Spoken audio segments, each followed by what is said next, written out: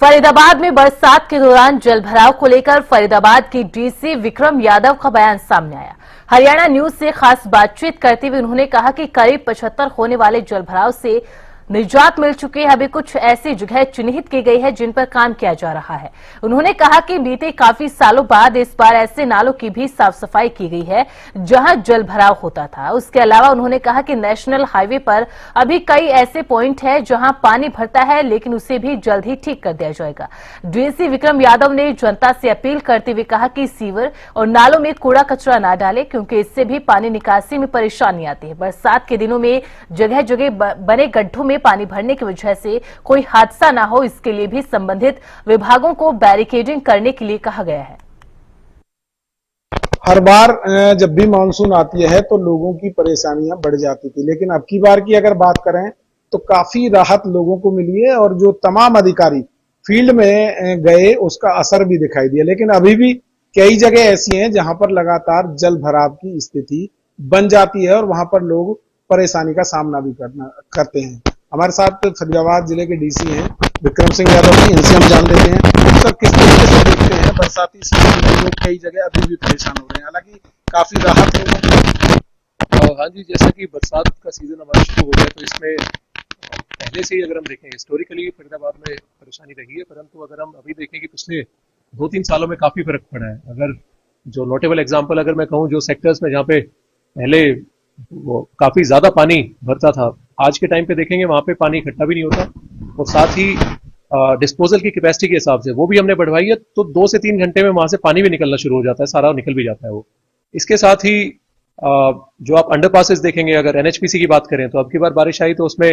पानी बिल्कुल भी नहीं भरा। जो हमारी पंपिंग कैपेसिटी थी वो हमने क्योंकि इंक्रीज करी थी और साथ ही आगे भी जो ड्रेन्स है वो सारी क्लीन हमने करी थी और साथ ही ओल्ड जो अंडरपास है उस पर थोड़ा पानी अब की बार देखने को मिला, क्योंकि वो पीछे से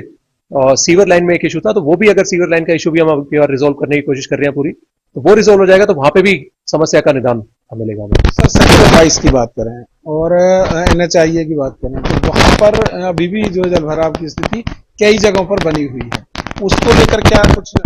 हाँ जी, कुछ जगह है ऐसी जहाँ पे थोड़े पानी की समस्या है, परंतु वहां पे भी आप देखेंगे कुछ देर में, मतलब जो पहले जितनी देर लगती थी उससे काफी कम देर में पानी वहां से निकल जाता है। साथ ही जो पॉइंट्स ऐसे हैं उसके लिए हमने स्पेसिफिकली जो हमारे सीनियर अधिकारी है, एचसीएस जो हमारे अधिकारी हैं पूरे जिले में, उनको हमने पॉइंट्स और डिस्पोजल बांट रखे हैं कि वो उन पे नजर रखें और जैसे ही अगर कोई समस्या आती है, एक तो उसकी तैयारी के लिए भी और जब बारिश आती है तब के दौरान भी, तो वो उस पर नजर रखें और साथ ही उसका समाधान भी करें। तो वो फील्ड में भी आप देखेंगे सारे अधिकारी हमारे, चाहे सीनियर मोस्ट से लेके और जो जूनियर मोस्ट हमारे अधिकारी हैं, वो सारे फील्ड में रहते हैं और कोशिश यही रहती है कि जल्द से जल्द इसका निदान मिले। तो एक चीज मैं साथ ही एक और भी बोलना चाहूंगा कि लोगों से भी आग्रह ये है कि जैसे नालों की सफाई हमने काफी बड़े स्तर पे अब की बार करी है, तो कई नाले तो ऐसे हैं जो काफी ज्यादा टाइम से पहले साफ ही नहीं हुए थे, तो या जो ड्रेन्स भी हमारी ऐसी हैं वो चौक थी, वो चीज भी अब की बार काफी बड़ी मात्रा में हमने करी है, काफी लाइन्स हमने साफ करी है, परंतु देखने में आता है कि लोग वहां पे भी अभी कूड़ा डाल देते हैं तो वो फिर से चौक हो जाती हैं। तो इश्यू हमारा बनता है कि जहां पे डिस्पोजल पे या जो हमारे जालियां लगी होती है, तो वहां पे जब कूड़ा आके फंस जाता है तो पीछे पानी सारा इकट्ठा होने लग जाता है। तो लोगों से आग्रह मेरा यह है कि कृपया करके जो कूड़ा है वो कृपया करके नालियों में, नालों में या फिर जो हमारी ड्रेन्स जो जारी है, बाकी चाहे हाईवे की हो गई, चाहे हमारे सीवर वाले जो ड्रेन्स हो गई, तो उनमें कृपया करके ना डालें। कई जगह गड्ढे बने हुए हैं, क्या उसको लेकर भी कोई आपकी तरफ से अभियान चलाया जाएगा? कई जगह पर हादसा होने का भी डर बना है। बिल्कुल ही जी, कई जगह ऐसी है जहाँ पे कुछ चाहे प्राइवेट हो गए, चाहे कुछ सरकारी कहीं काम चल रहा है, तो वहां पे गड्ढे हो जाते हैं और बारिश में स्पेसिफिकली वो पता नहीं चलता कि गड्ढे पानी में भर जाते हैं, तो फिर कि गड्ढा कितना गहरा है या फिर है भी कि नहीं। तो इसके लिए सभी डिपार्टमेंट्स को कह दिया गया है जहां पे भी अंडर कंस्ट्रक्शन उनके साइट्स हैं तो उसको पूरा कवर करें और जो बैरिकेड लगाने हो तो वो बैरिकेड लगाएं और साथ ही पब्लिक सेफ्टी को देखते हुए प्राइवेट जगह भी कहीं पे भी अगर ऐसा है तो वहां पे भी बैरिकेड या चिन्हित उसको कर दें। नेशनल हाईवे पर जिस तरीके से एक विभाग दूसरे विभाग पर अपनी जिम्मेदारी डालते हैं सर, उसको लेकर भी क्या उनको आदेश दिए गए हैं कि ऐसे आगे देखने को न मिले? बिल्कुल ही जी, अब की बार ऐसा देखने को नहीं है कहीं किसी ने अगर ऐसी टिप्पणी करी होगी उसको पूरी जानकारी होगी नहीं, तो इसमें अब की बार उच्च स्तर तक जो भी जिले लेवल के हमारे अधिकारी हैं, चाहे वो एनएचआई के हो गए, चाहे हमारे पब्लिक हेल्थ के हो गए, चाहे हमारे एफएमडीए के हो गए, चाहे हमारे एमसीएफ के हो गए या फिर बाकी भी जितने हमारे डिपार्टमेंट हैं, तो उनके अधिकारियों का समन्वय काफी अच्छा है। और साथ ही जो कोई भी इशू आता है, चाहे एंटी डिपार्टमेंटल इशू भी है, अगर जैसे एफएमडी के पास में कोई इशू आ रहा है और वो एमसीएफ का है, तो आप देखेंगे वो एमसीएफ और एफएमडी साथ में मिलकर उनको रिजोल्व कर रही है। तो ये चीज भी काफी बढ़िया, और इसकी मॉनिटरिंग चाहे